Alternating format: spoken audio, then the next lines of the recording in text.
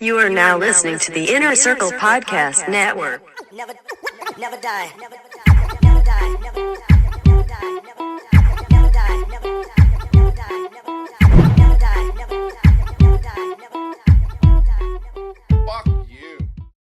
All right, it is Sunday, but this is coming out Monday, and guess the fuck what? If you want to change your life, you want to get in shape, you want to fucking really get a hold and grasp on your weight, you want to get a hold and grasp on your health, your fitness, all these things, you can do this with Jon Andersen's Thrive Body Transformation Program. Get hooked the fuck up at Jon Andersen's Thrive Body Transformation Program. Look, just mention Angry Dad, and they'll take care of you. CH Concrete, serving the San Francisco Bay Area. That is CH Concrete, serving the San Francisco Bay Area. No job too big, no job too small. Residential, commercial, does not matter. CH Concrete can help you. Just mention Angry Dad. They'll take care of you. CBD Relief. I'm talking about Ready Relief CBD is a topical cream. You roll it on, you know, it helps out. And the one thing I love about it, it's the steel ball. It really helps get it into the skin. You can really apply pressure. And you know what? I feel it gets deeper in than most CBD creams. And you know what? There's no waste because you're not putting it on your hands. You're directly placing it onto the spot that it hurts the most. And you can get hooked the fuck up at Ready Relief CBD. Get 25% off your order at Ready Relief CBD. Use code AngryDad at checkout and get hooked the fuck up. Official is a hip-hop inspired street band. And you know what? They take old school, make it new school. They redesign, remake, and you know what? It's some high-quality shit. And you get hooked the fuck up at official.com. Use code AngryDad at checkout, and that's 25% off your first order at official.com. And with all that said and done, you know what? I have a guest. I met him at World's Strongest Man. You know what? He gave me some information. He pointed me in the right direction. For those who know I have an issue, and that issue is something that I've been trying to deal with, take care of. And you know what? He pointed me in the direction I needed. And this man right here is Bear. You know what? Thank you for coming on the show, brother. Absolutely, man. Thank you for having me. I'm really happy to be here. Oh, yeah. And, you know, before we even start the show, Bear he works on World's Strongest Men, and he works on some of the most strongest men in the world. And, you know, he's a clinical massage therapist. And it's just so crazy because, like, one of the things is, you know, from chiropractors and people that I've talked to, you know, people that are overweight are a lot easier to manipulate. But when you have someone that has that much strength and denseness in them, I can only imagine the amount of strength it takes for you to have to manipulate them. Well, it's funny you say that because I get that a lot. And you'd be surprised how little you have to work to really get the benefit out of any type of body work. I myself am not a real big fan of those people who, you know, from the third rope with the people's elbow, just I've had that happen. I've had that literally, bro. I was like, put your leg on this chair, lay it like this, and then look at that wall. And I'm like, okay. And then all of a sudden, like Randy Savage, bro, from the top rope was like, boom. He got me. It did fix a little bit of the pain, but I was just like, I was not ready because as soon as I looked over my shoulder. No, and it's one of those experiences because especially with you're talking to strength athletes, you know, I myself am a strength athlete. You know, you're a strength athlete. A lot of people you work with are strength athletes. We're in a lot of pain a lot of the time. So when you come into my my clinic, the last thing I want to do is create more pain for an hour. You know what I mean? Now, granted, there are things that we have to do to, you know, break things up. You know, scar tissue work is scar tissue work. Yeah, getting that fascia. Yeah, fascial work is fascial work. It's going to be aggressive. And, you know, I find myself apologizing to my clients all the time, being like, hey, man, this is going to suck, but you're going to feel a lot better after this. But then the rest of the time I'm there, you know, we're shooting the shit and we're massaging. And they're like, oh, I feel like you didn't do anything. I said, stand up. They stand up and they go, oh, my God, all my pain is gone. And it's like, yeah, like I kind of just meet where that tension is, and I stay there until their body allows me to go deeper. But because they're letting me get to that deep sense of, you know, soft tissue release, I'm not fighting their nervous system. I'm not fighting them.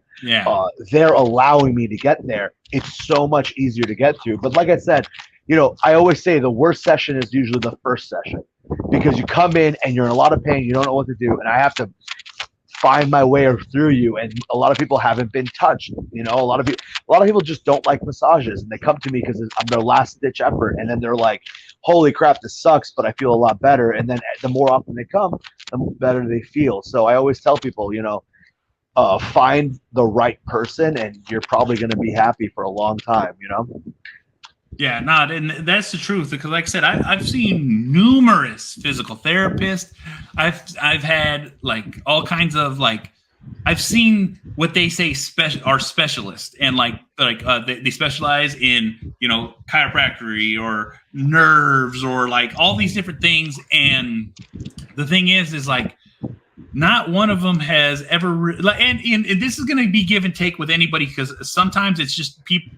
As a patient, sometimes it's just you're just constantly hearing the same thing from other people, so it's kind of hard, because like even most people can't even pinpoint what hurts them or what's damaged or right. And the even crazier thing is, I always tell my clients, pain is 85% referred.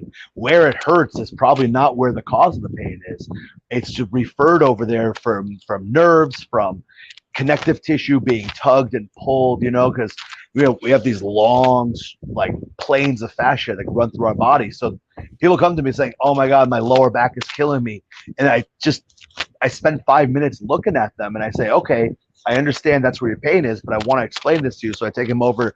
I have a really beautiful linen anatomy poster my wife got me for, I think, my 21st birthday or something like that, or nice. Or 23rd, and no, it wasn't that long ago. Anyway, it doesn't matter, but she got it for me, so I got it framed, and I'm really happy I did, because I could actually draw on it with a dry erase marker. Nice. And actually show people, okay, see this, that, and I always go over and I say, okay, so here's your hips and here's your quads. When your quads get tight, this is what happens to your hips, and then this is what happens to your hamstrings. This is what happens to your lower back, and they could actually see these puzzle pieces kind of come together, and they go, "Oh my God, it makes so much sense." Because I'm also, I like to say I'm not book smart. I'm street. I've got some smarts, but I'm not book smart. So yeah. I don't like using these complex anatomy terms. I had to learn that for college. I had to learn that for massage therapy school. Yeah, but I'm like, schooling part. Right, but it's like using those terms only impresses other people in my field. Yeah. The woman who owns a daycare out of her house that comes to see me because she's got back pain doesn't care how many muscles I know. She wants to know how good I am at helping her relax. So, yeah. I like to break things down to a really simple term. And then obviously, I like to use the proper terms for musculature, but like, yeah. I don't like throwing out big terms to the everyday folk, because then they're just looking at me like, okay, like yeah, no, then that's the truth. Because like, even for myself, that's how I had to learn, because like everyone I talked to was like basically big dumb guy, big body, you know what I'm saying? And they're just throwing facts at me, and I'm like, I that doesn't click to me. But right. when I do know basic muscle terms, joints, the sure, ligaments. Yeah, exactly. I don't need the scientific aspect, but I had to learn all that, because I just need, for my own self, I had to teach myself what might be wrong with me and kind of figure it out from there. So because like I said, I'm still dealing with the same problem. One of my shoulders is way smaller than my other shoulder. I have all this nerve damage. I have all these problems. But the thing is I didn't know I didn't even realize I had nerve damage till I see my last doctor. And he was like, man, what's wrong with your shoulder? And he looked at it, had me move my arm a certain way. And he's like, you have no muscle right there. And he's just like, and I'm like, well, it's been looking like that. And the other doctor said it was water.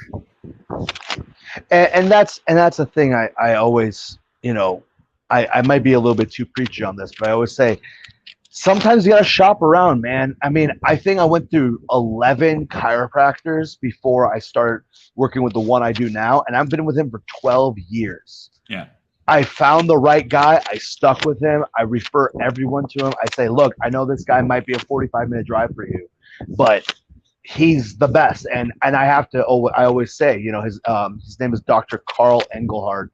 He runs comparative chiropractic out of Upton, Massachusetts. Yeah. And the guy's been in business for like almost 25 years, and he's paid $0 in marketing, because he's so good. Everybody just talks about him, and everybody goes to him. And you know, I've seen people walk in almost like a 90-degree angle from a bad back injury due to a car accident. Yeah. And then 4 weeks later, I'll see them leaving, and they're upright, they're strolling, they're almost strutting to their car.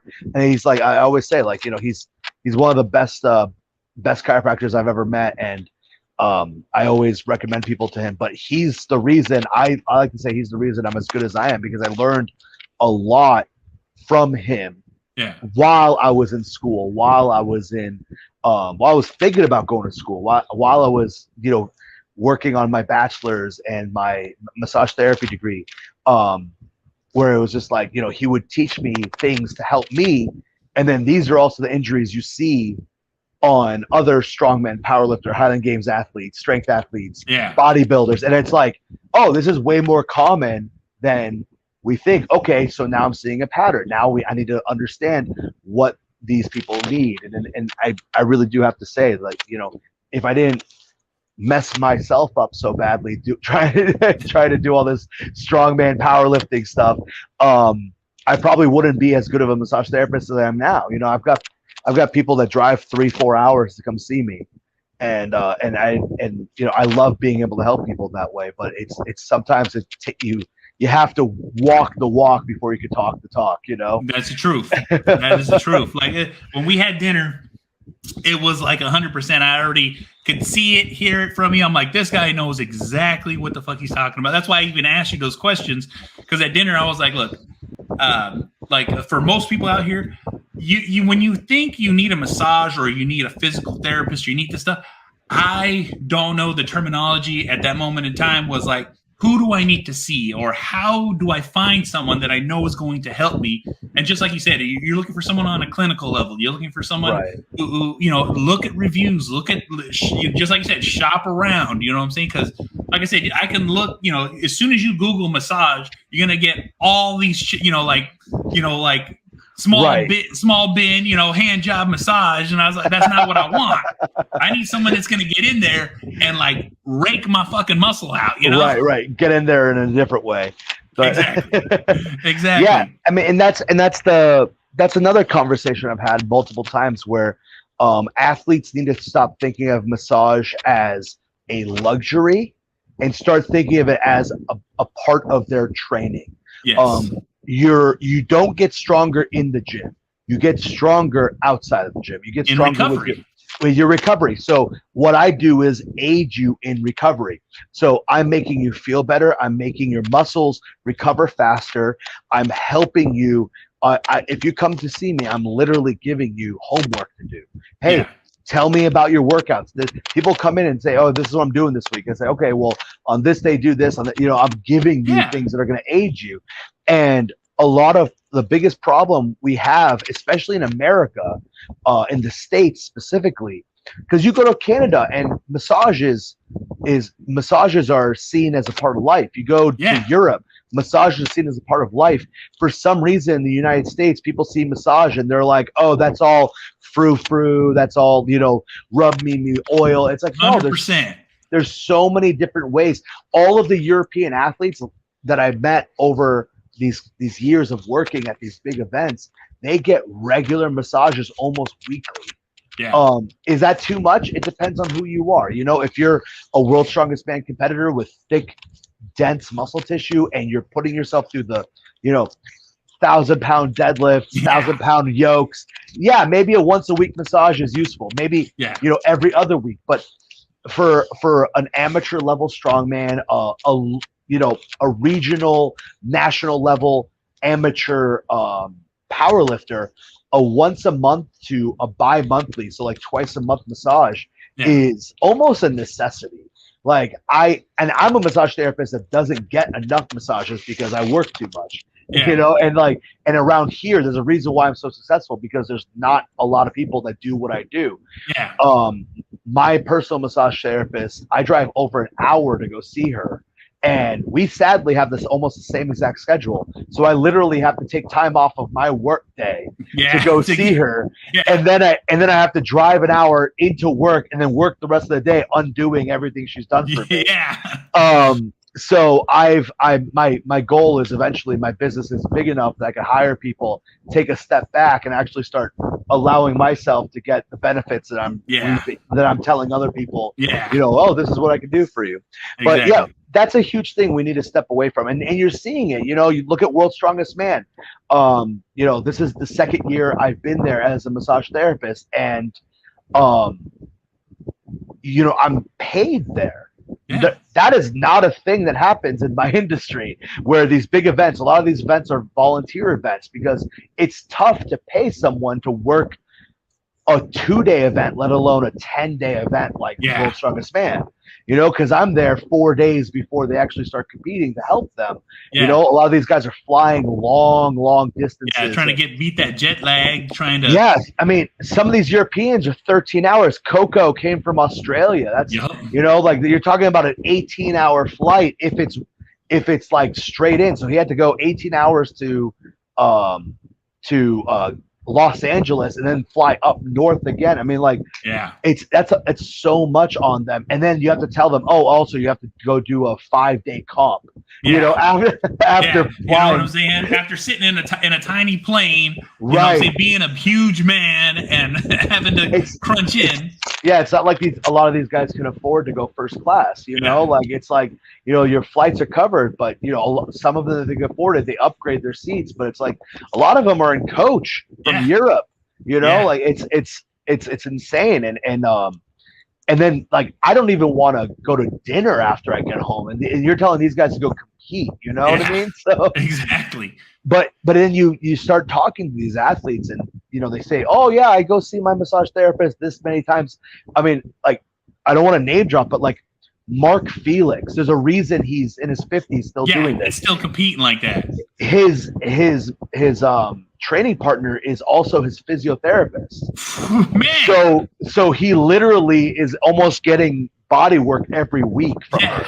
You know what I mean? So you could tell. You could tell by the tone of his muscles. You know, his muscles have elasticity. They're not these, like, you know, he's not smuggling bricks underneath his skin, you know? Yeah. And you know, you see that a lot more in, you know, my everyday world, where people come in and they're like, oh yeah, I'm a power lifter, I'm a strong man, I do Highland Games, I do this, I do that, or CrossFit, or even just like slow pitch softball, you know what I mean?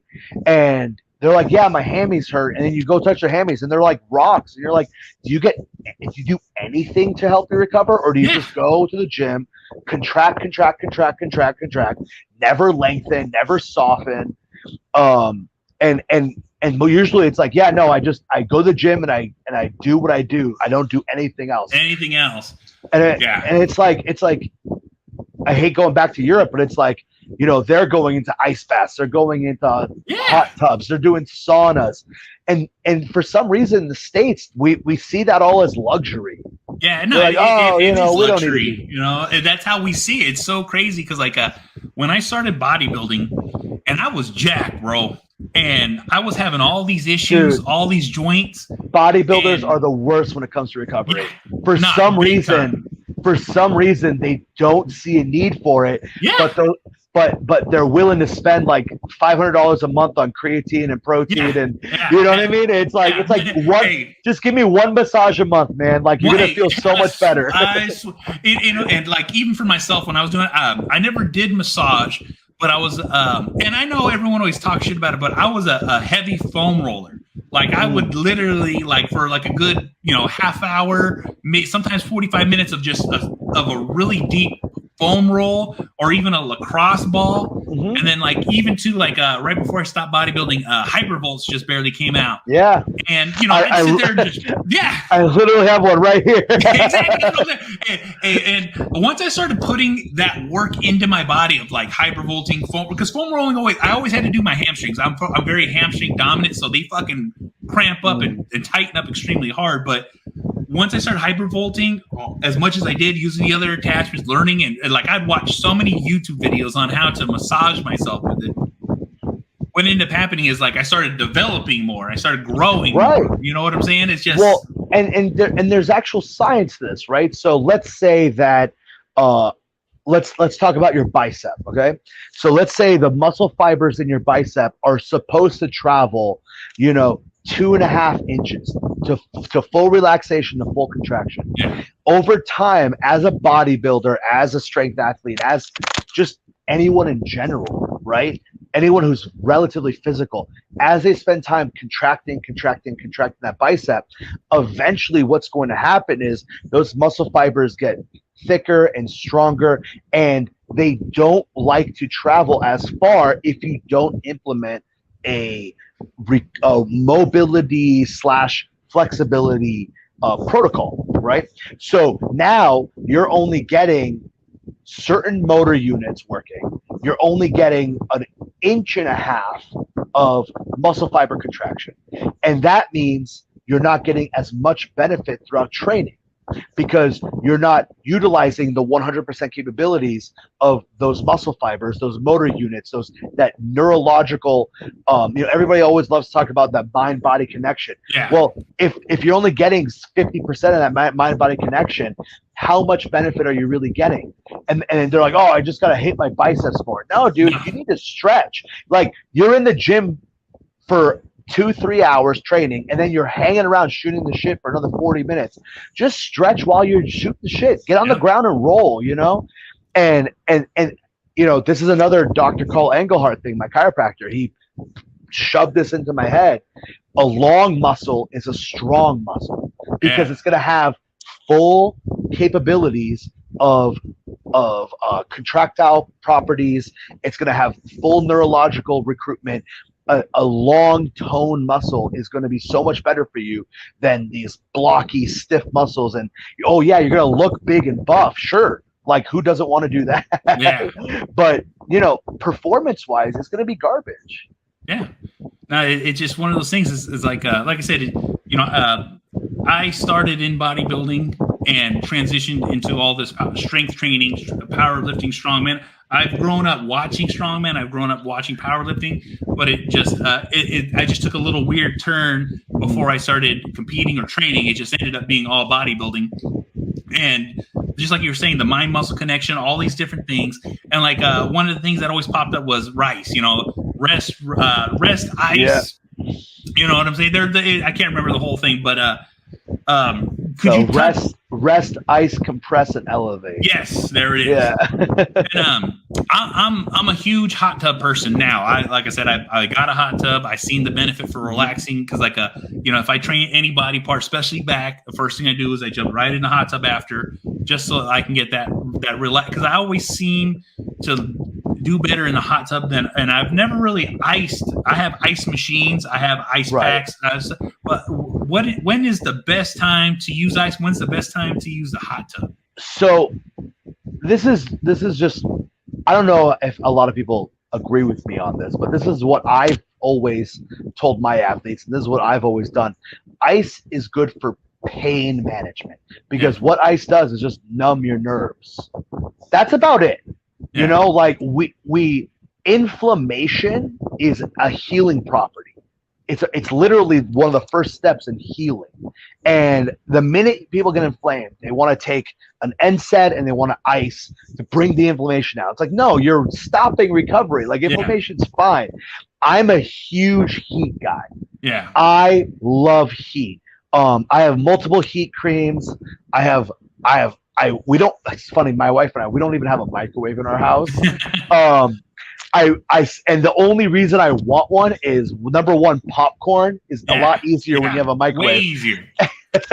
We have an air popper that I have to put in this butter flavored oil and salt on as it's popping. It's fun and it tastes good, but it's kind of I'd rather just push a button and get good popcorn. Walk away, let it cook itself. Yeah. But the other thing is, I'd love to have one of those heatable ice hot packs that are filled with rice and everything. Yeah. So you just throw in there for 1.5 minutes and you get nice hot, steaming, wet, humid heat. That's really what you want. You want that wet, humid heat. Yeah. And they sell these heat packs. Yeah, I've seen them.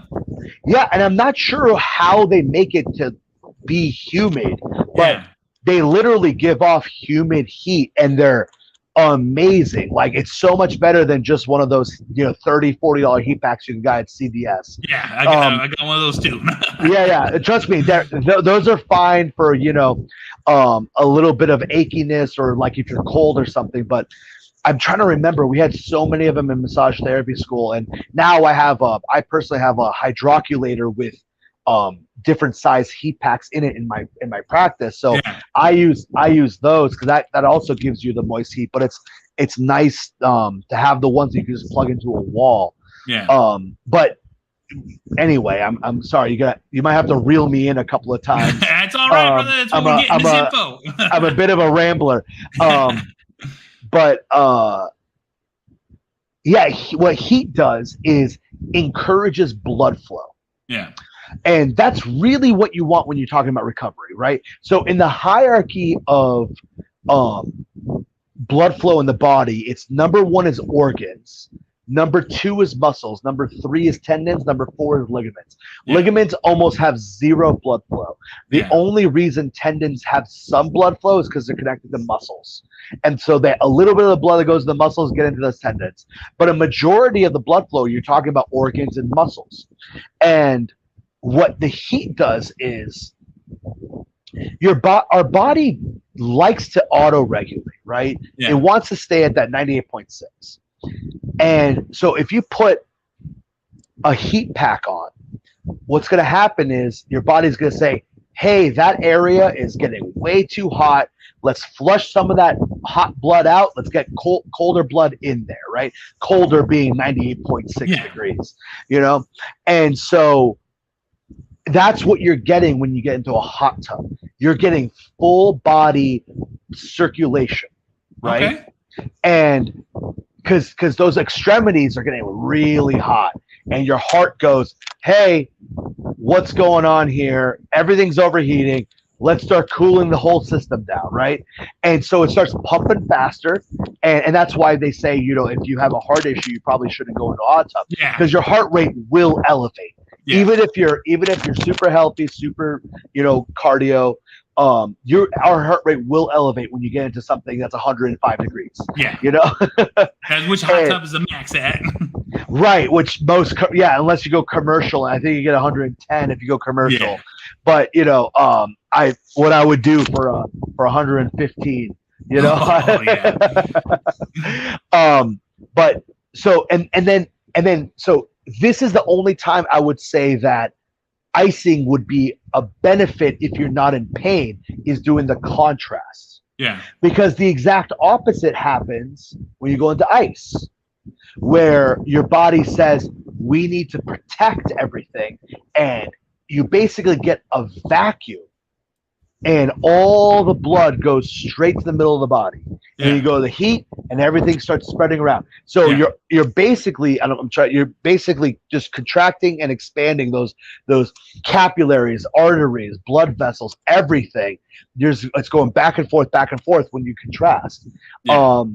Me personally, a true ice bath is painful for me. It is not a good experience. I think the most I've done is maybe 2 minutes, and I'm like, I'm out. And they say you don't really get enough out of it unless you're in there for longer than 5 minutes. So, right. So like I'm okay with like a 30 degree, just like very cold. But the minute it gets under 30 and it's an ice bath, I can't handle it. It's just too much. I'm on the fence. I've been like, because I own a hot tub, and I was like, man, I want to get an ice barrel. You know what I'm saying? Those look cool, man. I mean, that's the thing for me, though. Like, I can't bring myself to clean it out every week and a half. Like, I'm going to go in there, and there's going to be, like, mildew, algae, and a dead possum. Like, I'd love to say I'm responsible enough to do it. A lot of people, including Matt Vincent of Hate Brand. Oh, yeah. I had him on the show. Oh, awesome. Yeah, dude, he's a great guy. I do some of his I've done in the past a lot of the leather products on his for his brand. Nice. So keychains, the wrist wraps, I make Yeah. those for him. Oh shit. Yeah, I've done leather work for quite a while now. And Okay. Oh no, I saw that. I put it. If you see on the bottom of the ticker, it shows right there for your Instagram. Oh yeah, leather. there it is.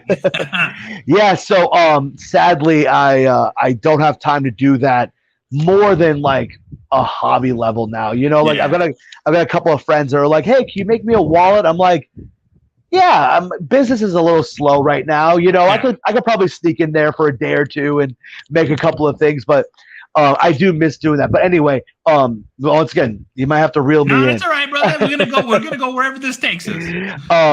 So Matt Vincent, I remember he made a video on he churned this huge deep freeze cooler into an ice bath Yeah. by connecting it to a timer. Yeah. And in the video, he describes how much time he needs to get it to like just so there's like a thin film of ice on the top, and then he'll shut it off for a couple hours and then put it back on and shut it off, and it's just automatic on an outdoor timer. Yeah. And he just has to open it up, just crack the top and the little layer of ice, and just get in, and you know it's probably just under 30 degrees, just freezing. Yeah. And he was able to get in there, and I saw that being like, hey, that's kind of cool, but but we have a lot of hunters around here, so getting a cheap deep freeze that big is not really possible, because they up here in New England, we got a lot of hunters, and they really like those deep freezes. And I believe it. Like that's why I said even barrel, because like, you know, being 6'5", 300 pounds, it's like I got to get something that's gonna fit me, hopefully be big enough, because it's not, you know.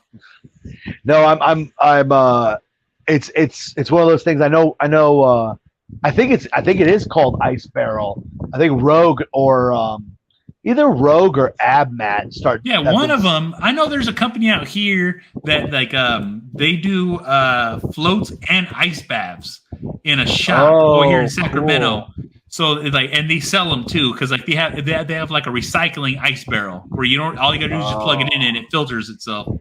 Oh, dude, that's awesome. Yeah. Yeah. See, I'd love something like that. We don't have the space or the money to run the electricity to run. Yeah, maybe running a hot tub, because you can't just let it cool off. You know what I'm saying? Right. I mean, that's the thing I keep telling my wife how much I would love, because we're talking about building a pretty big deck off of our garage, and my gym is in the garage. Nice. And I keep telling her, babe, it would be so nice to just get out of the gym, walk up 2 steps, and get into a hot tub. And my wife is like, do you have any idea how expensive that would be to run? And I'm like, well, the new ones are. It is worth it. Because I do the same thing. I I literally get done working out. I put on my swim shorts. I jump right into my hot tub at 104. The highest I can get mine, since I got an older one, 104 degrees. You know what I'm saying? I put in. They actually sell, and I can use it once a week. It's an Epsom salt scent. So you put it in there, it has Epsom salt, so it doesn't damage the hot tub, it doesn't damage the plumbing, but you get that Epsom salt feeling, and then you also get this nice fragrance. And I sit in there for about 30 minutes, and then I get out. I'm like, oh my god, you must feel like $1 million. I could barely make it up my stairs, bro. I'm sitting there like, oh my god. And then as soon as I get out of the hot tub, I go upstairs, I take a cold shower, because I'm like, I gotta bring myself back. Right. And I'm happy you brought up Epsom salts, because I'm a big Epsom salts guy. But a lot of people don't do Epsom salts right.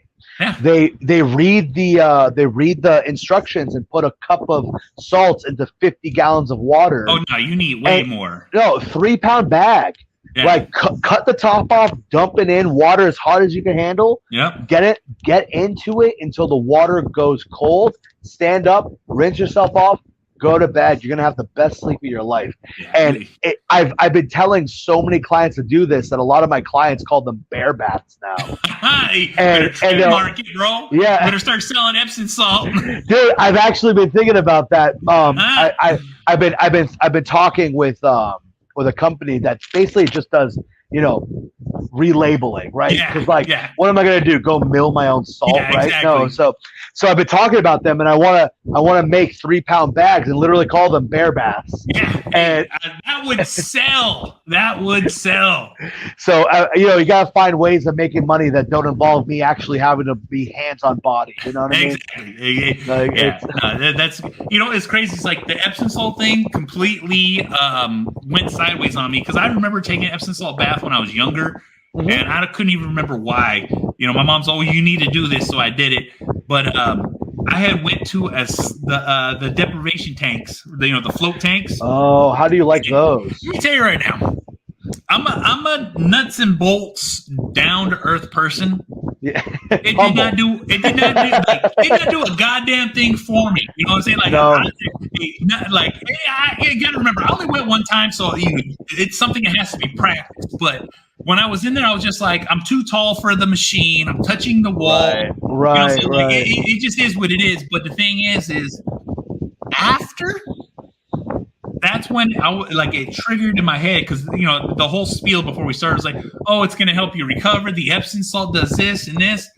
I felt like $1,000,000 just like we were talking about with the hot tub and the Epsom salt. That's why I got it. You probably felt better just because of salt. But exactly. mentally it didn't do anything for you. Yeah, mentally it didn't do anything. But the recovery I had, I slept like a fucking bag of rocks on my bed, bro. Like just, it's the best. Yeah, I was like, God damn. And think about it, right? So they're called float tanks because they're so dense with salt. Yeah.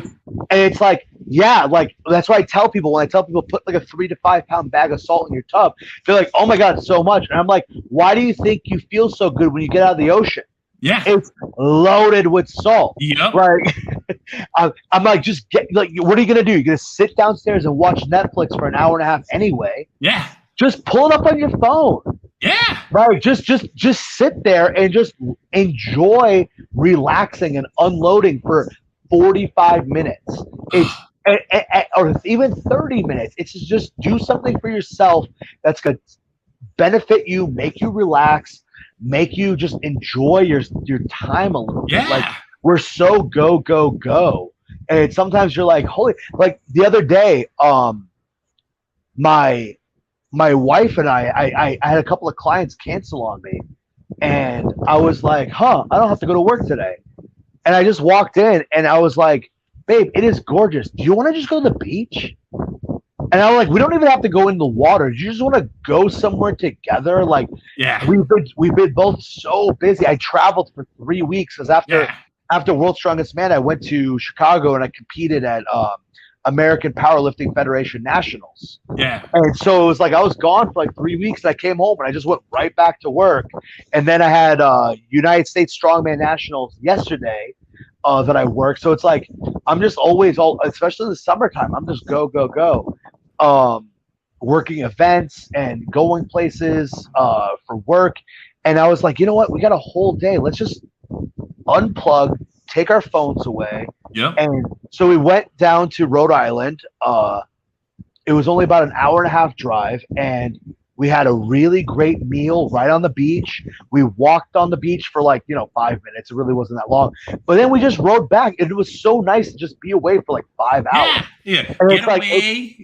Fucking, they 100%. 100%. We're not, we don't have any kids or anything. So I can't say it was so great to get away from the kids. But it was great to get away from everything. You don't learn that till you're older. Like I said, it took me forever to figure out I don't need to work this hard. I don't need to put in these amount. I understand the reason to. I understand that it has to be done at that moment in time. But the thing is I didn't appreciate the pumping the brakes. Right. You know what I'm saying? And now it's like I need to, just like and me and my wife have been talking about this. We're trying to find a place, something where we can drive 2 hours and basically click off. Have a day or two, a weekend, and then come back home where we're just like, all right, let's click back on, like a little getaway, what I'm saying, on a regular basis. So we, my wife and I, because we're up here in Massachusetts, we did this thing back in college where right between our last final and Christmas, we wanted to go away and just have like a weekend away, right? Our last final will be like on a Friday or Thursday, and we just go. We went to different schools, so sometimes our schedule didn't line up perfectly. But sometime between our last final and Christmas, we just go and spend 3 days together somewhere alone. You know, I was living at my place. My wife was either the first 2 years of college, she was living on campus, or she then moved back home. And so like we never had like any alone time together, and it was like. So we picked North Conway, New Hampshire. I do not remember why. Oh, I do remember why, actually. There was this cute little, like, adults-only hotel. Nice. And it was supposed to be, like, a romantic getaway. Like, there's a tub right in the middle of the bedroom. Every room has a fireplace. And, like, and I remember I was, like, I think I was 21. She was 19. And we get in here, and we're like... This is so weird. I don't like this at all. Like I spent way too much money, but for some reason, every year we just kept going back to North Conway, and eventually we just settled on like a Comfort Inn. And it's still like we've been together 11 years this October, and every January we go up to North Conway for a weekend. And it's just become like this weird tradition where like the first weekend after New Year's, we go to North Conway and we just go away for 3-4 days, get a cheap hotel, see the same stores we've been seeing for 11 years. But like we get really excited about it. It's really funny. You get that off. You get that like it's that sense of I'm done with everything. It's just us. Yeah, and it's just, but it's really interesting because it's like we literally do the same thing every year. We stay in the same hotel. We eat at the same places, and it's like it's January. Why are we going somewhere colder? Why are we going 4 hours north? Like, why can't this tradition be in Jamaica? Or you know what I mean? Like, exactly. Or a 4-day cruise or something. Like, I just every year as we're driving north, and it gets whiter and whiter and whiter because there's more snow up there. I'm like, why are we doing this again? And it's just, but it's such a good time, and I always have to remind myself like. It's those little moments, right? It's like those moments where it's just the two of us, and it's okay. We don't have to worry about work. We don't have to worry about family. We don't have to worry about the cats and the dogs, and it's just mowing the lawn or shoveling. No, it's just us, and we're just going to enjoy ourselves. And man, it makes such a difference. And it does. You know, and that's the thing. You know, they always say you feel better. You look better. You feel better. You feel better. Your life is better. And no, that's that recovery. You know what I'm saying? Just like when we get back to what we're talking, it's like that's exactly it. It's like you got to have these moments and times where you got to literally restart the program and fucking be 100%. Like, okay. Yeah, 100%. And that reset, recharge, whatever you guys want to call it, like it's just like I think we're way more complex as human beings than most people really understand. Like. We're basically a giant jellyfish controlling bones and muscles. You know what I mean? Like with our brains, with all those nerves. It's like we're just a brain with nerves and eyes. And that became conscious. You know what I'm saying? and somehow we move, and somehow we control our body. It's just so somehow taxes happen, and it's like sometimes you just gotta like get away and just be like, okay, cool. I'm just with the thing I love the most, and it's just so much better that way when you start doing things like that. And it's my wife and I have talked about that. Where it's like when was the last date night you had? When was we gotta do some more stuff for us, you know? And it's.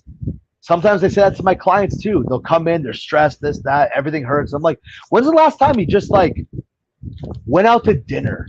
Oh yes, right. Yeah, like, especially right nowadays. You know what I'm saying? It's like it's not. I take it for granted because like COVID, but that was always my favorite thing to do was gather the family, go down and eat a meal.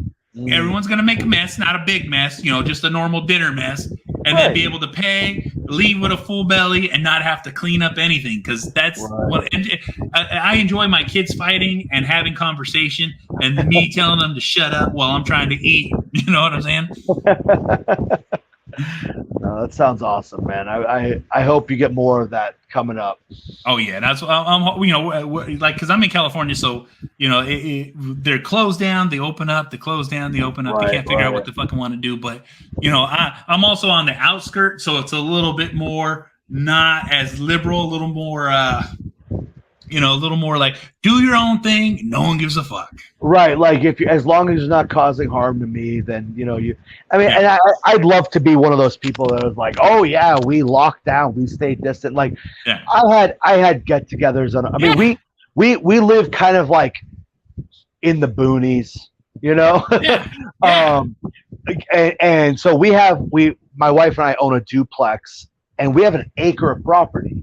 Yeah. And so when we decided, oh my God, we need to see people, it was easy because we literally just invited people, said, look, there's food here, there's drinks. Yep. If you want a social distance, there's plenty of space to do it.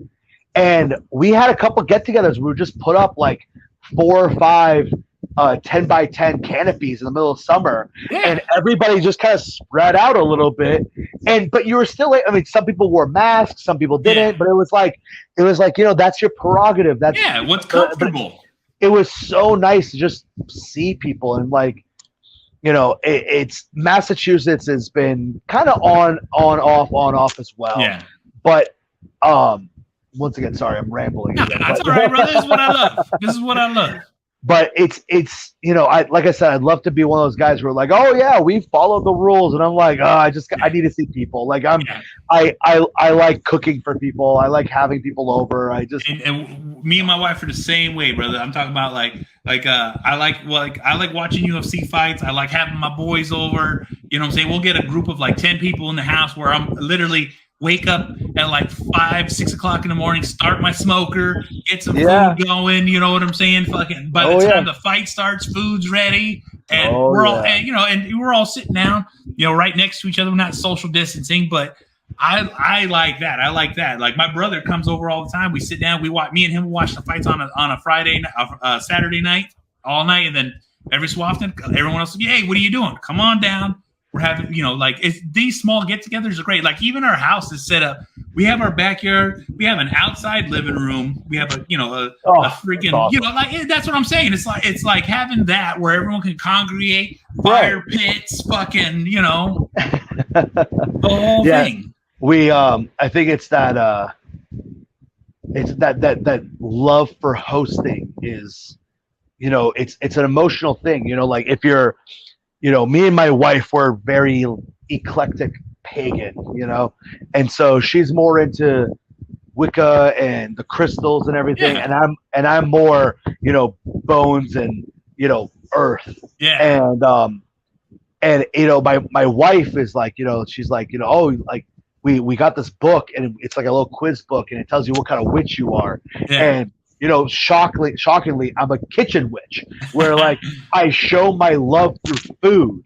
Like if I feed you, that means I love you. Yeah, and I was like, holy crap, that makes so much sense, because I'm like the way I show you how I care about you is the same way my grandma. I mean, I didn't get as big as I am by not eating. Hey, same here. And like my grandma would be shoveling food into my face, and I'm like, oh, I got that from her. That's where I got it from. Okay, like these are some memories are starting to come back with her just chasing me with fish and rice on a spoon while I'm trying to play outside. She's like, no, just one more. She's like, oh, come on, you need to eat more. And I'm just, oh my gosh. But yeah, I mean, it's just that need to show your love. For people like you and I, it's hosting. You know what I mean? Like we're like, I correct me if I'm wrong, but we're the dads of our friend group. 100%. We're like, hey, you got your drinks good? You hungry? Do you need anything? Do you need snack? Yeah. That's it. Make sure you take a plate. Yeah. Oh, please, yeah. Are you kidding me? I buy 2-go containers for all my friends. Yeah, it's like, here, just take. They're like, oh, we can't. I'm like, please. I I made a 15-pound brisket for You three know of what us. I'm saying? Like- Thinking everyone was gonna eat good. Take some right. home. Everyone's eating. If you come here, you're eating. Yeah, that's that. It's the same here. Is that like I say, getting up extra early before the sun cracks open? Oh yeah. Marinated the night before, already set. Yeah. Oh yeah. Oh man, I love that shit. That, like I say, that's even why, like how you just said it. You set up the tents. We set up our yard. You know what I'm saying? Me and my wife put a lot of work into it because we're like, we want to enjoy this as a family. Like even to like, all our cooking is cooked outside. Like I literally have a smoker, a grill, a griddle. You know, and we got an outside pizza stone. You know, like we basically do all the cooking outside, and then my wife will do the baking inside. But you know, we have that. We just got our outside table where, like, you know, we have a table to sit down, but I'd rather sit outside. No, I mean I'm very similar in the summertime, especially because I work in a room that's in a basement, so I get zero sunlight. Yeah. You know, I'm in the morning, I leave at night. So on my days off or when people are over, I want my backyard full of people, full of, you know, laughing, smiling kids running around. Like it's great because it's funny you say that because I have the same thing. I've got my smoker. I just got a Blackstone griddle, and then I have my gas. I have my gas grill, and then I have my charcoal grill. Yep. And I built an 8x8 patio and they're all aligned in a U, so I can stand in the middle and cook on all of them all at once. hey, that's how you do it, though, man. And then, like I said, I basically do I cook all the meat outside, and my wife does all the extra stuff on the inside. So yeah, it's like, and that's how I tend to do it as well. I like to do my meat on an open flame, and then I'll come inside and do my sides and stuff on the stove or in the oven. Exactly. You know, it's a lot of fun, man. I mean, and that's the thing. It's with it also, like, you know, I was just talking to my friend's son, and you know, he's at that age where, you know, he's starting to notice girls, and I said, dude, learn to cook. Yep. I said, if someone like me with this mug can get a wife as hot as mine, learn to cook, because they're gonna want to stick around a little bit longer. You know what I'm saying? Got to feed them real good. Yeah, and they always say, "Oh, a way to a man's heart is through his stomach," and I'm like, dude, have you ever seen a woman eat? Like, they'll eat. Like my wife likes to eat, and you know, when I met her, she was anemic. You know, she was like, not anymore. Like, I fed her steak and broccoli every week. You know, it's funny because, like, my wife is not a big eater, but the thing is I'm a huge eater. Like you know, being a strength athlete, a bodybuilder, a power lifter, the amount of food that has to be consumed is tremendous. Like I basically live just on a regular, like, not bulking, not just a regular day to day, between 5,000 to 7,000 calories. And then when I was bulking, 10,000 calories a day, eating 7 pounds of meat. That's an insane amount of food. Yeah, it is the same amount, but I've never had an issue ever eating. So, like, it was like a gift from God to even phantom it, because, like, I've done eating challenges. I've done all kinds of things where, like, people are like, "Oh my God, that is so crazy. How are you eating that much?" I'm like, I can do it. Yeah. I just gifted it. I think when I was doing strongman, when I first started it as an amateur, that was probably the most amount of food I was eating as a strength athlete. And that was only pushing like 6,000, maybe 7,000. Yeah. And that was so much. I mean, like, every morning it was 8 eggs, a pound of bacon, and like 2 cups of oatmeal for like a year straight. It was like 8 to 10 eggs every morning, a whole pound of bacon just cut up with the scissors. Yeah. And then the eggs are cooked in the bacon fat, and like 2 cups of dry oatmeal put in the microwave and eating that. And I remember my mom was like, you know, your breakfast is like 2,000 calories, right? Yeah. And I'm like, yeah, like, because at that point, all I was doing was going to school and training. Yeah. You know, like my mom and my dad are from Iran, and my mom was very big on, like, your job while you're in college is to be a student. Yeah. Like, so if you have good grades, you can live here for free. Yeah. You don't have to go to work. Yeah. I'll pay for everything. I want you to be a good student. And, you know, the discipline that you get in the gym kind of helps with discipline everywhere else. Yeah. Absolutely. And, you know, I was never a very good student in high school. I was okay. But once I started actually studying things that interested me in college, I became a pretty good student. And you know, so all I had to do was eat, train, and go to school and do my homework.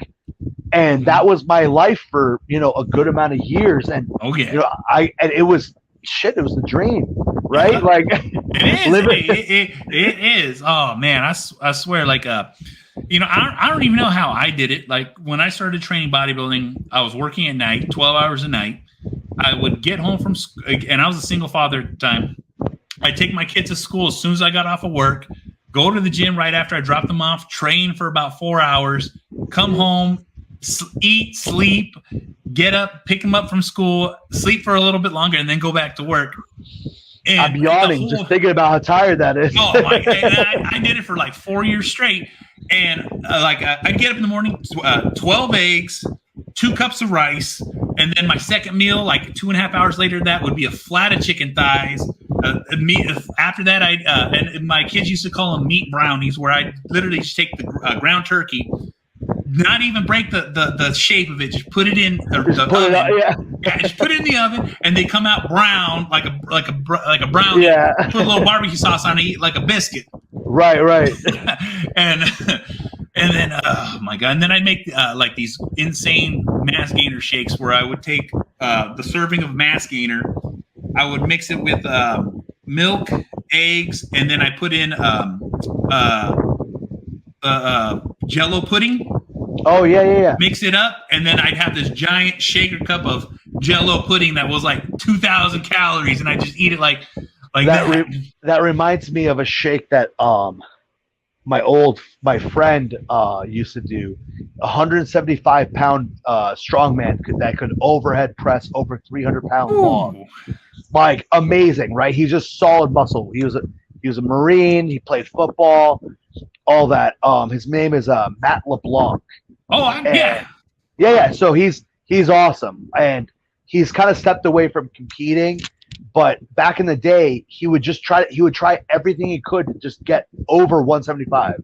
Yeah. And he would make these shakes with like half a gallon of ice cream, like 8 or 10 scoops of protein, pudding, cookies. He would put in like 5 whole cookies in there, and like he would use like milk and cream, like heavy cream, and he would just blend it all up, and that would be like just a shake. It wouldn't be a meal. Yeah. It would just be like, oh, I'm just having this. Yeah. And it's like, Jesus fucking Christ. Like I look at that and I gained 20 pounds. Yeah. And he's like, but that just proves how like amazing of a machine he built. Like his metabolism was running so hot, and also he was fueling these insane workouts, and he couldn't even gain weight. Yeah, he would like lose 1.5 pounds, and he would like take a photo of his scale. He's like, I can't believe I can't gain weight on this stuff. Did you ever do the chicken shakes? I never did the chicken shakes. That is not my thing. I did those because, like I said, for me, the 6th to 7th. Oh, I'm looking at my wife and she's glaring at me because that was her nightmare. Was because the worst part of the chicken shakes is, you know, you'd make like 3 or 4 of them for the day or maybe tomorrow, but like the chicken particles would settle on the bottom, and then you'd get this like milky water, and then and you have to like shake it up to like reconstitute it. It's hilarious. But I remember, like, you know, because like I don't know how you did 10,000, because 6 to 7 was killing me to the point where like the idea of chewing was like nauseating to me. Hey, it was, man. But see, like even with like that eating, every workout after I worked out, I would eat a gallon of ice cream. Oh, jeez. Literally just like with a spoon and just eat a gallon or a pint. No.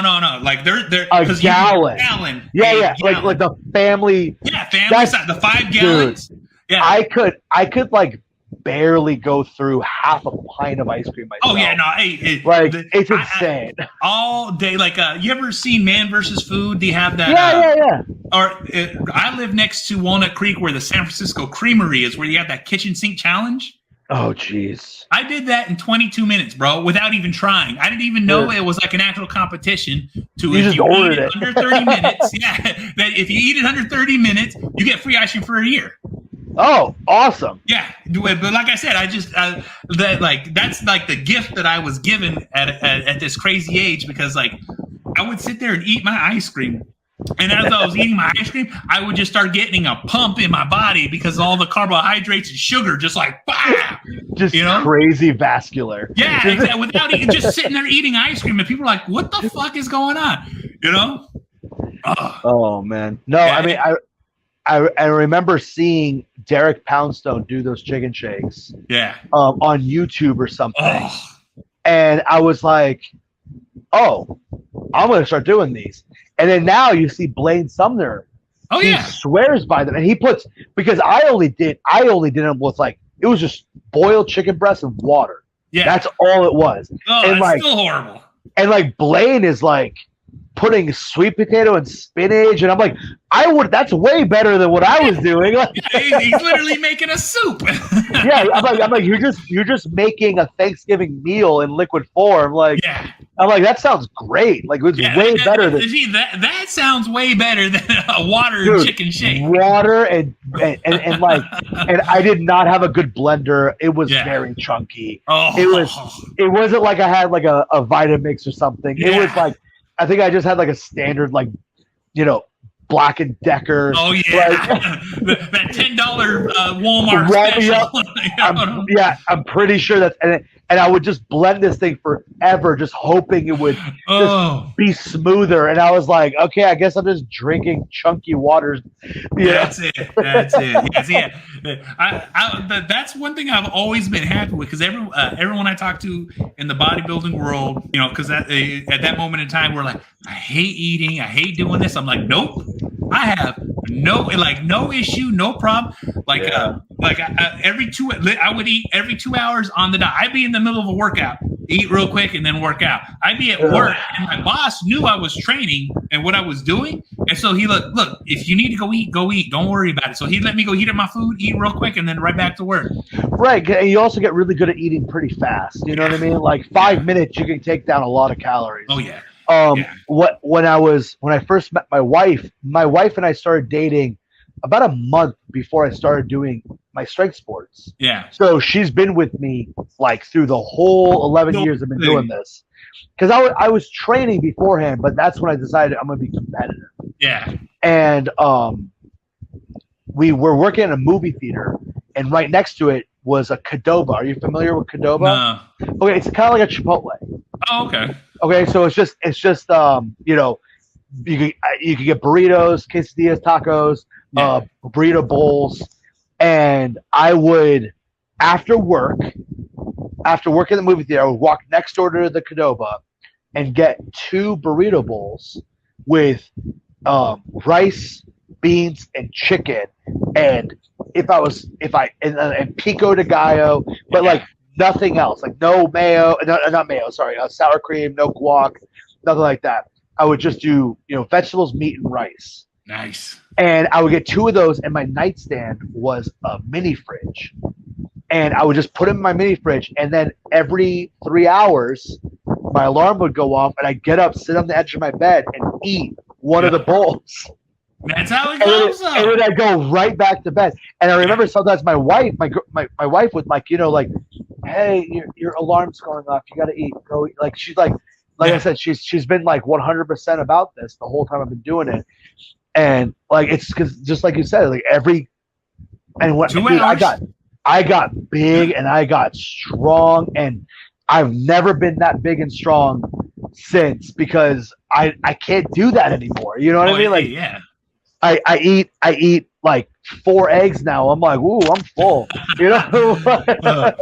I'll tell you, that's just one of those things, like even with, like I said, with the shoulder injury, I had to scale back so much because the output that I had is no longer the output that I can do now. 100%. Yeah. So it's hard to scale it back from like literally like having to gorge yourself to like, oh man, I don't got this maximum output anymore. And now it's like I'm so used to eating so hearty on Friday.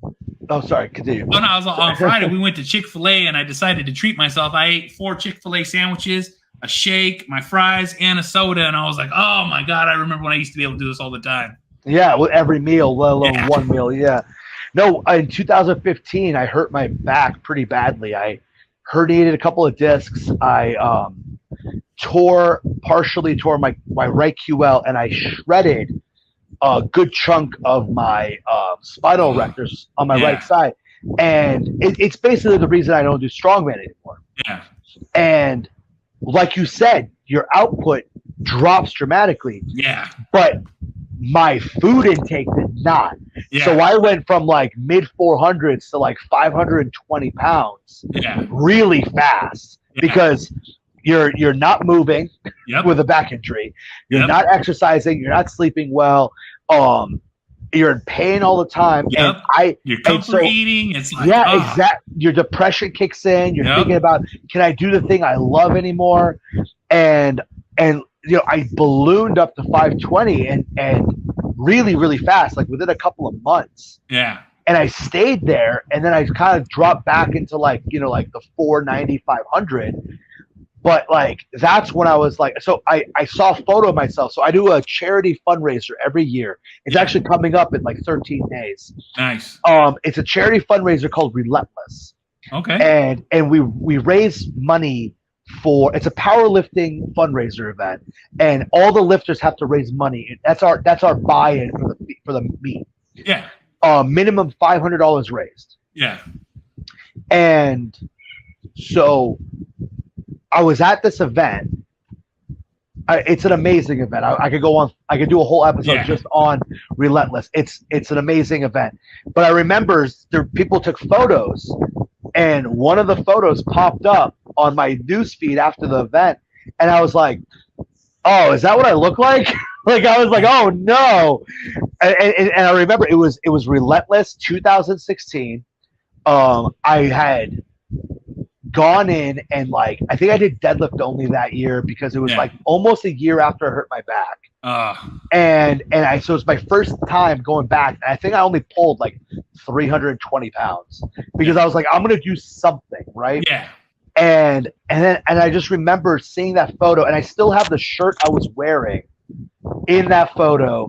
And I will always have that shirt because that shirt's going to be a big reminder of like, yeah, dude, you were horrible. Like you did not look good. Like, so, you know, now I'm closer. I'm 350. So I'm down 170 pounds, and I want to lose more. I want to get closer to the 300 area. Yeah. But it's like, it's one of those things where it's like, you know, like you said, like, you know, when things like that happen, you don't really realize the, how drastic your body changes. Yeah. If you have all that that intake. Yeah, that output. You know, and that output is not there. You know, you're fueling a body that usually trains 6 days a week, and now you're training 0 days a week, but you're still eating that way. Yeah. Man, that was rough. Yeah, that was really rough. It is. I was on the same boat as you because like I blew up and then I came down and then I blew up, and it's hard to control because like you know, most people don't ever understand is when you suffer a debilitating injury, it just knocks you down so hard, and then when you get back up and it flares up, it's like, oh my God. Oh, I think it was October of 2019, 4 years after my injury. It was right after we moved into this gym, into this house. Yeah. And it was in this gym that I said, I'm going to see how heavy I could deadlift. Yeah. And I remember I deadlifted 520 pounds, which was the heaviest deadlift I did right before I got hurt. Yeah. And like powerlifting style, right? Yeah. Like no straps, no hitching, just straight up. It's not a lot of weight, but I was on my way to 600 when I got hurt. Yeah. And then I had to start from square one, you know? Yeah. And I remember I just put the bar down and I just burst into tears, you know. And it was like okay, like I just deadlifted. It wasn't that hard, and I didn't hurt. I think I'm back, and that's when I was like, okay, let's see what else I can do. And then it was March of 2020 that I started working with my now coach Clint Darden. Yeah.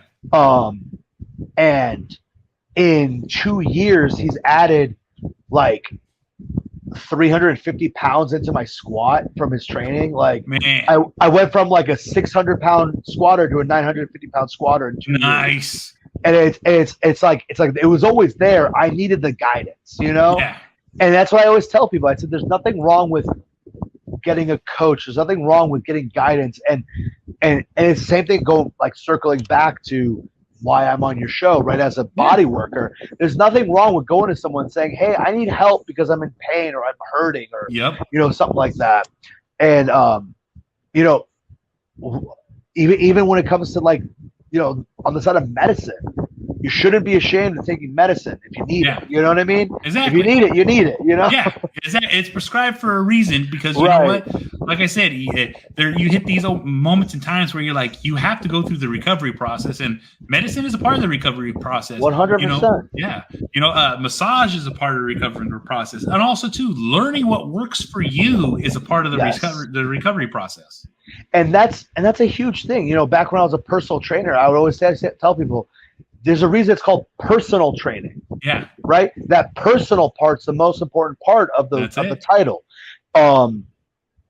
There's a lot of people out there making money off of cookie cutter programs that they just throw out there for $200 a month, and everybody follows the same thing, and they're wondering why they're not. Well, yeah, it's not personalized to you. Like the some movements don't work on everyone. Like there's a lot of things. Like I would love to be able to do really, really heavy good mornings.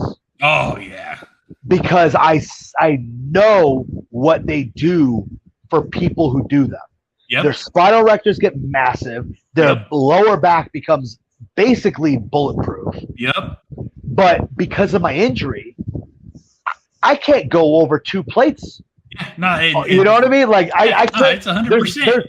There's no way I could do more than 2 to 3 with, you know, 2 plates on a safety squat bar. Yeah. Without my back being like, shut it down. Yeah, exactly. Because, you know, because of all the problems I had with the injury, my back doesn't have any like grind to it anymore. Yeah. The minute it's done, it's done. I cannot muscle through anything. Yep. Yeah. And that's the important thing about your back. When you work out your back, people out there listening, if your back says you're done, guess what? If you're not a professional, if you're not a person who is lifting thousands of pounds, shut it down, because that used to be me when I first started. Because like even when I started bodybuilding, I always had like this tension in my back where it hurt. I was always overweight. I have a long torso. Anything could twitch my back. Right. And so I was like, I told myself in my fitness journey, I'm only deadlifting till my back is bulletproof. And so, and just like you said, good mornings, back rows, extensions, all these different things literally like tighten my lower back up so much that where I'm okay. You know what I'm saying? Like it's like, you know, and good mornings are one, like I'm hamstring dominant, and I would always do good mornings on leg day because I was like, nope, I'm creating these giant legs, and hamstrings are going to be the key. And so I would, and not knowing the benefits of the good mornings because of how much I was fucking good morning for my hamstrings. Right. No, do you ever do them seated? Oh, hey, seated is the easiest for me, especially because I having that wide leg stance and be able to sit down and then come back up. It takes a lot of tension. It takes a lot of tension off. It takes a lot of tension off, but it puts it all in that lower back. Oh, yeah. Like it takes about everything that's going to help you. Yep. Like you now don't have those hamstrings pulling on that pelvis. You don't have, your abdominals. It's like, no, it's like, here we go. Like forehead to the bench and come back up. That's it. That is it. One thing I love to do, they were very hard, but my coach would have me do on a 45-degree back extension machine. throw a band on it, put it around your neck, and try to do 100 in as few sets as possible. And he would do that. He would make us do that after deadlifting. Yeah.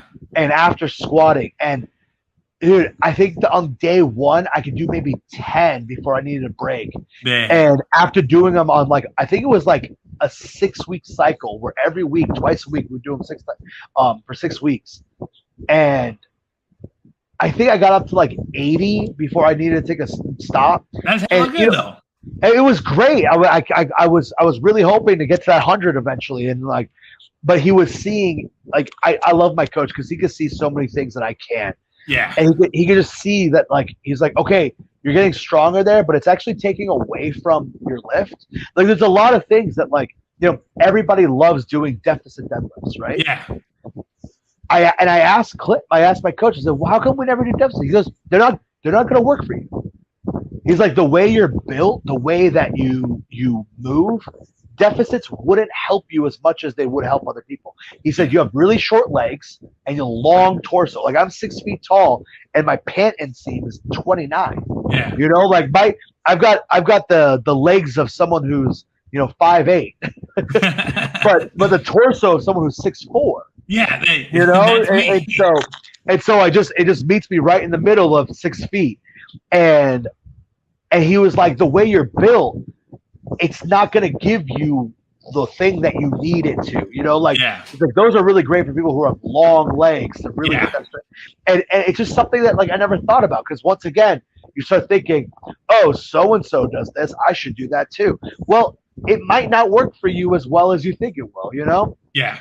No, it's true. Training is so fascinating in that aspect, where it's there's so many things you could be doing, and also there's so many things that you shouldn't be doing. And that's the bro science part of that. It's because people had to figure this out by trial and error. Even for myself, I was constantly trained in bodybuilding, but after I was trained, they were like, look, you know everything on technique, everything on form, everything on the lift. You don't need us no more. Go figure it out. And basically freed me. They were like, look, I went through literally 4 months of the amount of throwing ups that I had to do in training to kind of be you're good enough to be on my own. Because these guys would put me through the paces. I'd have to redo sets because my sets weren't good enough until they were like, you got it. And then after they had it and I started training, I started figuring out through trial and error, this exercise doesn't work for me. This variation doesn't work for me. I don't feel anything here, but I feel everything right here. So it's finding those points, and it's just like you said, it's the deficit wouldn't work for you, and guess what? You don't need to do it. And same thing with building muscles. You got to figure out what that mind muscle connection comes best from. Right, and it's funny you said, because the same thing goes when you talk about philosophy when it comes to training. Because I'm in the powerlifting world, and the big thing in powerlifting is conjugate, right? And I love conjugate because if you do it right, you could do a meet in 3 weeks. Yeah. Right? At any point in time, you could ramp up to do a meet. You don't have to do a 16-week cycle. If you are just training, I train conjugate 365 days a year. Yeah. We just run the conjugate. There is no off season. Yeah. Right? There is no, the lifting season's over, so I'm just going to do something. No, you do it, and by changing the variables of chain weight, bands, different bars, you get enough variety with that, because everyone always asks me, why do you have so many? I've got a garage gym with over 25 bars. Yeah, but I'm just saying, I got 6 bars, and people are like, why do you? I was like, look, every bar has its purpose, and when I feel like training it, guess what I'm gonna do?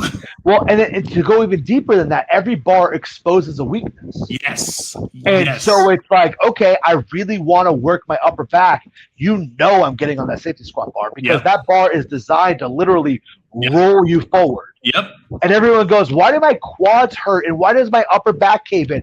Because this bar is designed to do that. It's designed to just expose that upper back weakness. It's designed to expose that quad weakness. Yep. And then the same thing goes with the caber bar. Why do you have a bar that like swings so much? It's because I'm not getting tight enough. So if I loosen up, it starts to swing, and when it gets swings, it gets harder. Yeah. And so I'm a big proponent of, you know, using all those specialty bars. Is it necessary to be a good power lifter? No.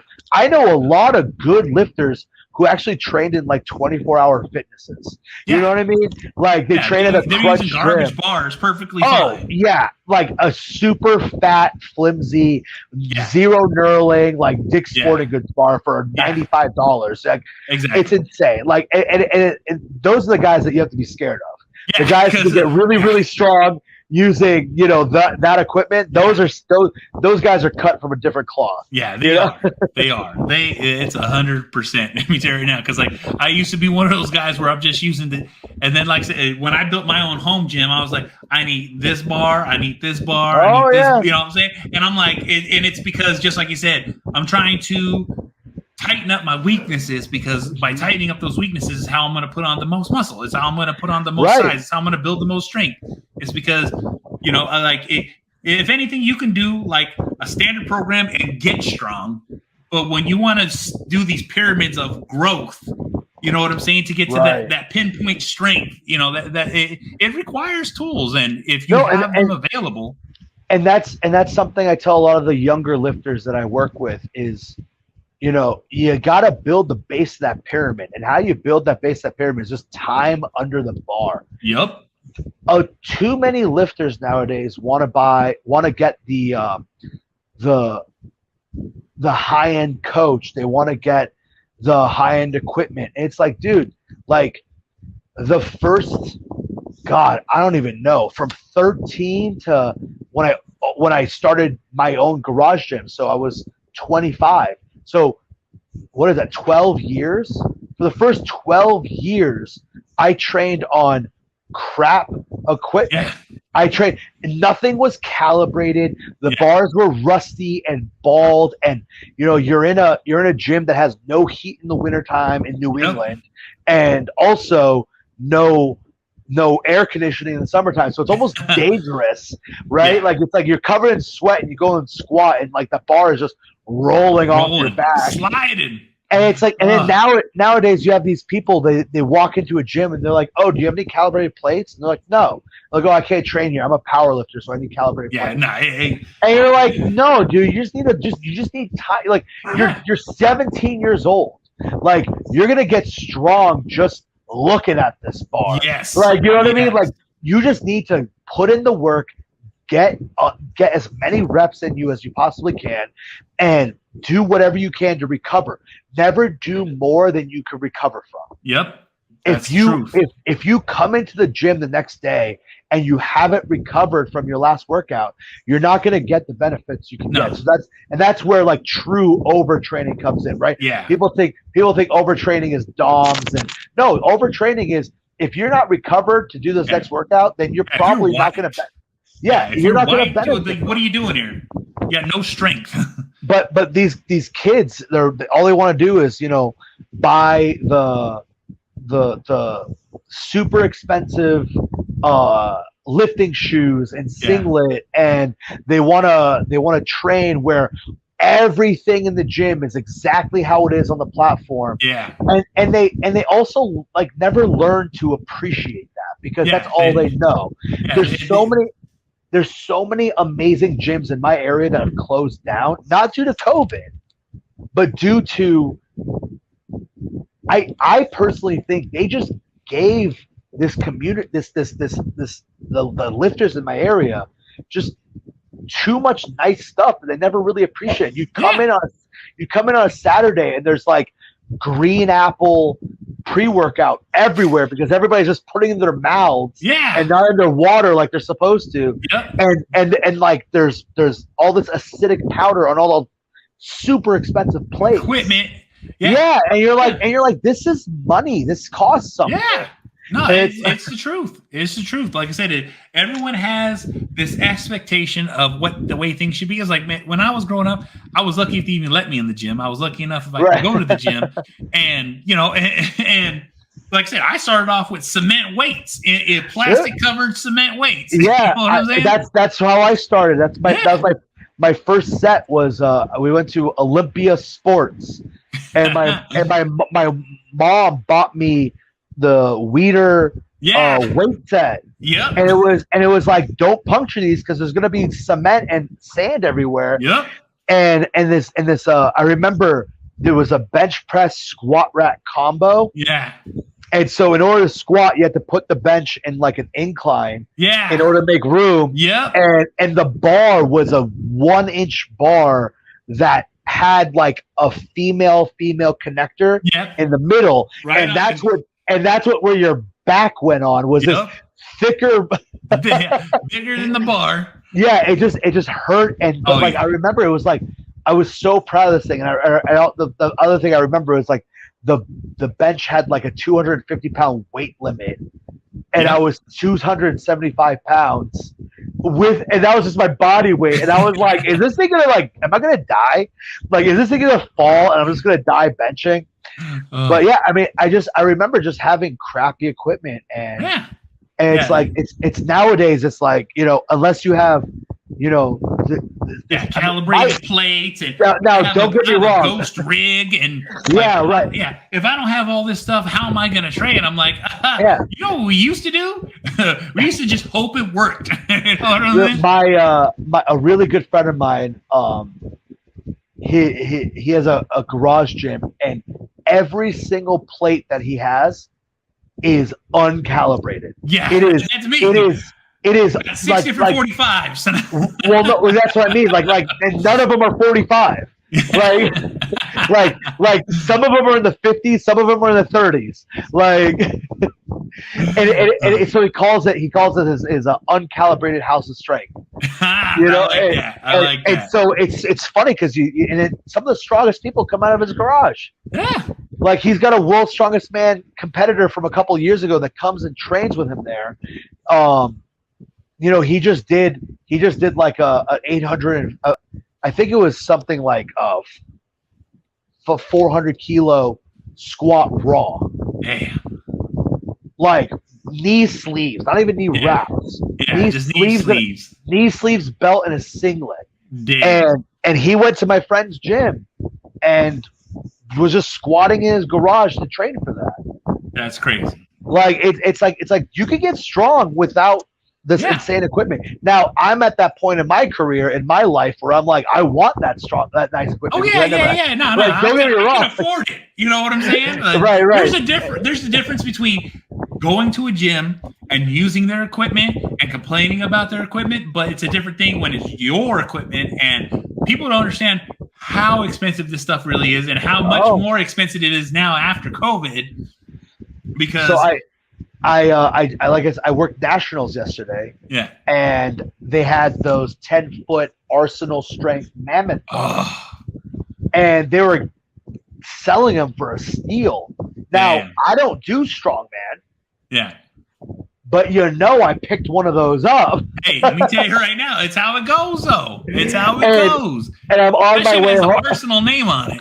Right. I mean, it's I think it was it like 28, something like that. I'm trying to remember how heavy it is. It's a little heavy. I think it's like it's like just under 60 pounds or something like that. Yeah. Because it's 10 feet long. Yeah.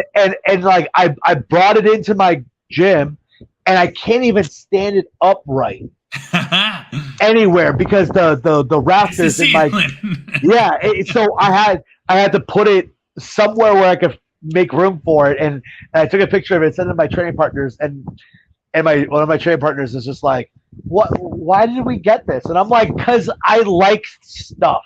Because I know one day, probably soon, I'm going to open my own gym. Yeah.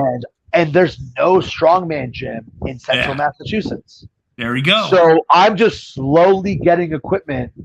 Like, I've got a loadable Husafel stone. Ooh. I've got a circus dumbbell, and those are big dog strong. Yeah.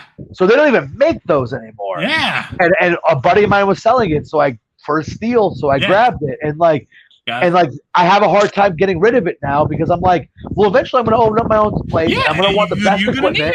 You're going to need it. Hey. And I'm like, Why not? You know? That's how it goes. Like even to this day, man, I go on Facebook Marketplace and I go on all these other ones every day, constantly. Like, oh shit. Like, hey, I literally just bought a Stairmaster for $150. Oh wow! Because I was the first person to fucking bam. And right. I got a Stairmaster in my gym. I fucking I got a leg press hex squat machine for like I think it was $350. That's nothing. Yeah, that's nothing. I literally brought it home, cleaned it up, re-greased it, and I got and I that's what I'm saying is like I got cable machine. I'm always like someone's always trying to get rid of something. It's going to be the first person who fucking hops on it. Constantly. I mean, I'm constantly, daily going on Marketplace, Craigslist, and I'm not even ready to buy anything, but I'm always on. I'm always on it just in case. Sometimes for free. That's the crazy part. I'm like, if I see it for free, I'm gonna fucking snag it. The other crazy thing is like people will sell stuff just because it's squeaky or just because like it's like a can of white lithium grease will make something almost brand new sometimes. You know what I mean? Freaking new. Like even some of the equipment I bought, they're like, it's just not moving right. I'm like, oh, okay, no worries. Okay. Yeah, I'll take it anyway. I'll if I can't fix it, I'll put it for scrap. And then you just a little bit of WD-40 and a rag to clean, and it's like, oh, it's brand new. Hey, let me tell you something right now. WD-40 makes a silicone spray. Oh, and you literally boom, done. That's what I use for my plate loadable lat pull down. Yeah. I spray it on the uprights once a year, and it's just same like thing. It just that little bit of maintenance goes so long, so far.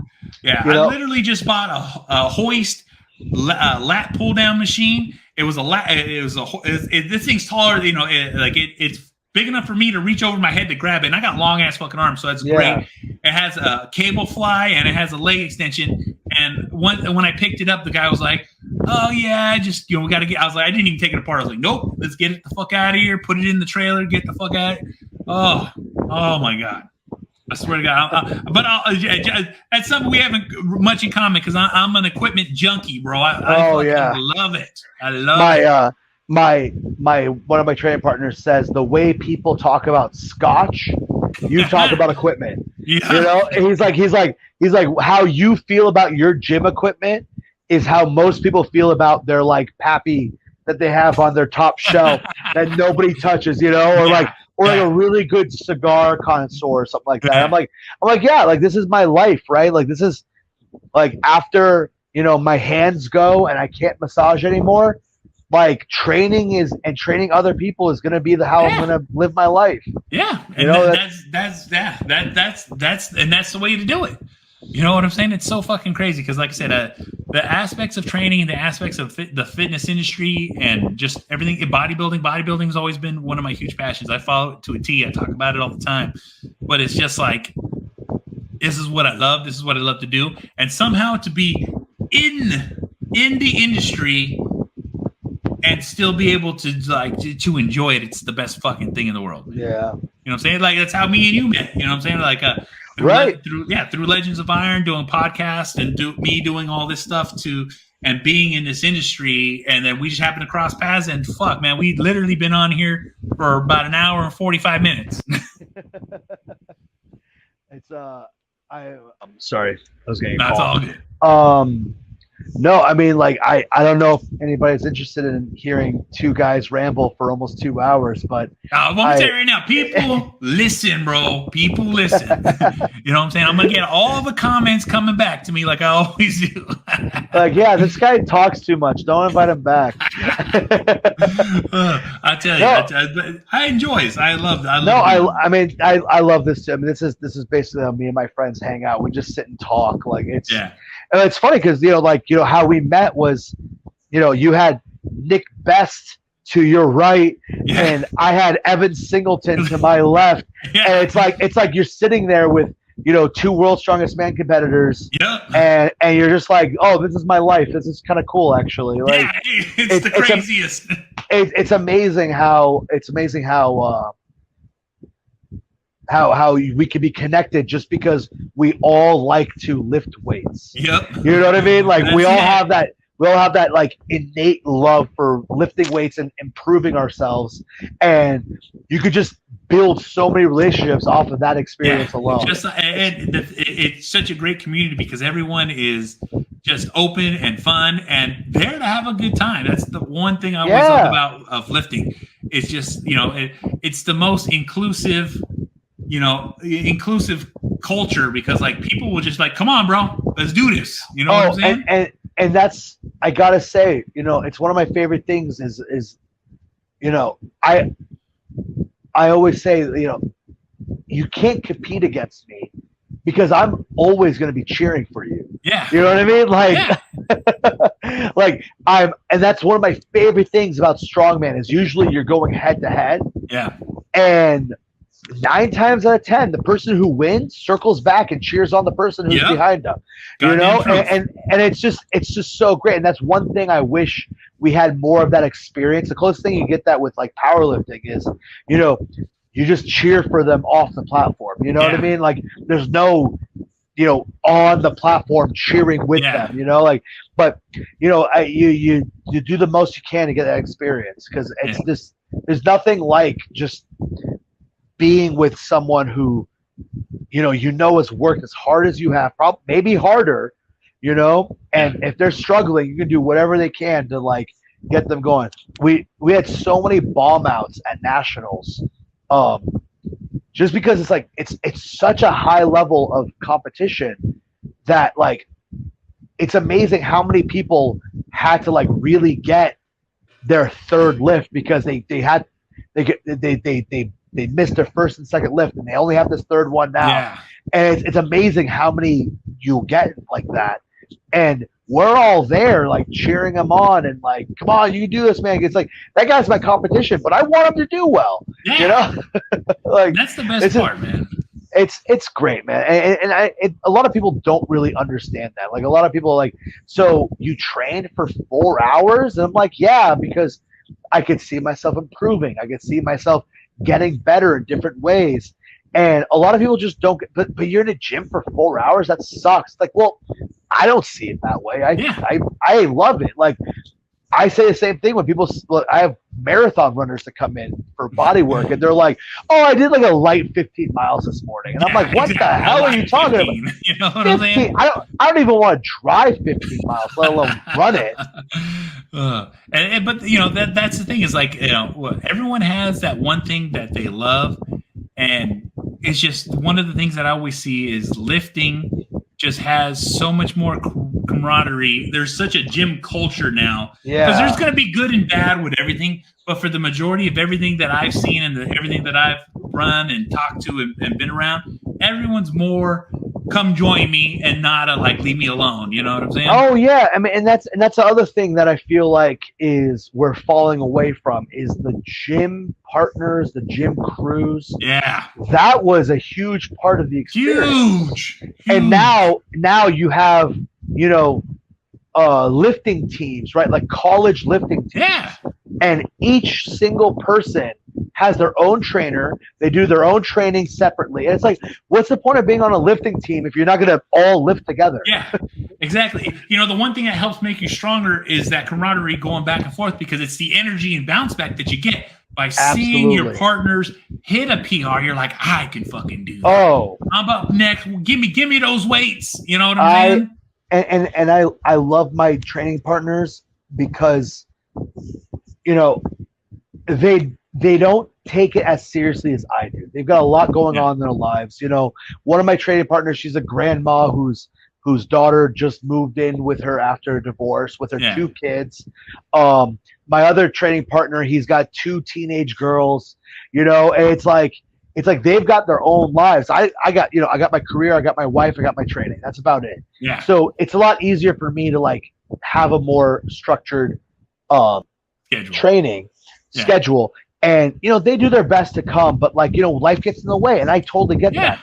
But man, sometimes they come in and they're like not feeling it. And I say, well, guess the fuck what? Yep. You're going to pull a PR today or you're squatting, and I know you don't feel like it right now, but we're fucking squatting. And every single time afterwards, they go, "Oh man, like that was awesome. It was so good to be pushed." And it's like, yeah, like sometimes, like you think I want to go in there. Sometimes, like it sucks, but it's like, no, you gotta push yourself. You gotta really like, and like, you know, I'm definitely more competitive than my two training partners, but like, you know, they do it more for the fun of it. Yeah. Rather than like, oh, I want to go to nationals. Like I'm like, no, I want to get to nationals. I want to go to worlds. I want to do all these things. Yeah. And whereas they're more like, yeah, you know, I guess I'll do a powerlifting meet in a couple of months. Whereas my year is almost like scheduled around my meets and my travel for work. Yeah. You know, like in the summertime, I travel a lot for work. Yeah. And then so I have to plan my meets kind of around that, you know? And so I usually go to Norway in July for F4 Power Week for work, but I'm not going this year due to financial reasons. Yeah. And so I decided that this meet that I'm doing for Relentless, I was going to do deadlift only. And I said, fuck it, I'm just going to do full power. There you go. Like I literally haven't trained since nationals.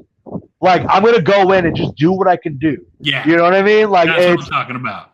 And I had one of the guys who run the meet like reach out to me today, and he was like, you know, oh, I can't wait to see what you're gonna do. And I'm like, dude, I might not do something that impressive, but I'll be there. You know what I mean? Like I'm not gonna go 900 pounds, 1,000 pounds, but I'll try to do 8. You know? You know what I'm saying? I'm gonna make something happen. Absolutely. But yeah, if you don't mind me plugging Relentless, man. Plug it, brother. And then after too, send me the links and stuff, and then I can put it in the show notes too. Yeah, if you go to my personal Instagram, it's Behzad Bear, Behzad Bear. The link in my bio is my fundraising link. Okay, I'll put it in there. Yeah, 100% of the proceeds go to Hopekids. Nice. I don't get anything. It's all goes straight to them. And it's also if you're into like, you know, tax deduction, stuff like that, it can be tax deductible. Nice. It is a nonprofit charity. And so what Hopekids does is they raise money for families that have children that are battling life-threatening illnesses. Okay. So what they'll do is they're based out of Minnesota. So what they'll do is they'll buy like 500 tickets to a Minnesota Vikings game. Nice.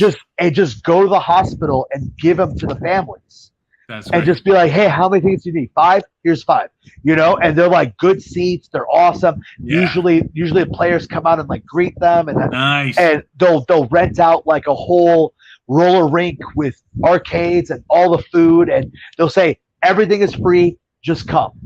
Yeah. Like, let your kid be a kid. They've been in the hospital. Don't worry about a thing. Exactly. And you know, I've been doing this since 2015 or 2014, sorry. And so I've been doing this for almost 10 years, almost as long as it's been a thing. So this year's the 10-year anniversary of it. And it's just one of those things where it's like, it's such a big part of my life that I can't. I mean, I have a Relentless logo on my calf. You know, I got paired with a family, and my Hope kid. I've been with him since he was 7 years old. He just turned 13. You know, he was the best man at my wedding. You know, like, and it's just like they're anything I could do to help them raise more money.